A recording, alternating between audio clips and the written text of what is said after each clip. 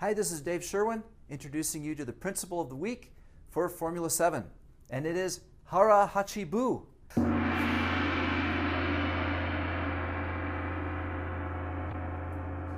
And if I said that completely wrong, Japanese speakers, please forgive me, but that's how I think you say it, Hara Hachi Bu. It's a principle of eating to 80% full. It comes to us from the islands of Japan, where people who follow this principle live to be some of the oldest on the planet. They have more centenarians, people live to be 100 years or greater, than any other people. And researchers believe that this principle of stopping eating before they're full is one of the reasons for their great longevity and better health than most people's have. So, we're going to incorporate it as our principle of the week, one of the most powerful principles in all of Formula 7. One of those things that if you start focusing on it today, and you do it every meal, every treat, everything you eat this week, by the end of the week, you'll probably already be noticing health improvements, possibly in your digestion, in your sleep, in your energy level, because a lot of blood and the body's energy goes to the stomach for digestion. There's all types of benefits to not cramming our stomach totally full every time we eat. That may be against what we were brought up to think. Many of us were told things like, finish your plate. We were encouraged to have seconds or thirds. But in actual fact, it's much better for our health if we would just eat each meal to 80% full. One of the reasons why is because there's a 20-minute rule in our digestive system. It takes about 20 minutes for the signals from the stomach to indicate to the brain that the stomach is full. So in actual fact, by the time you feel 80% full, you'll probably, if you waited a little longer, feel 100% full just because it takes a little time to register that back to your brain. So you'll be surprised in your effort to eat to 80% full that you won't be hungry. This is going to be shocking and surprising to you, but go with it this week, and you may be surprised, like I said, about what a big difference this can make in a short period of time.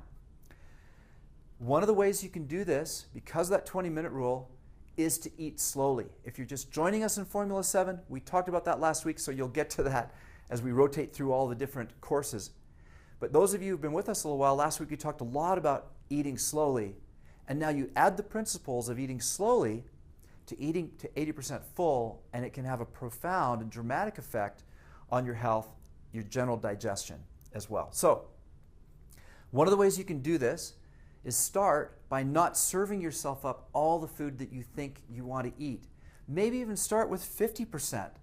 Just take and put half of what your eyeballs think. Sometimes our eyes are bigger than our stomach, right?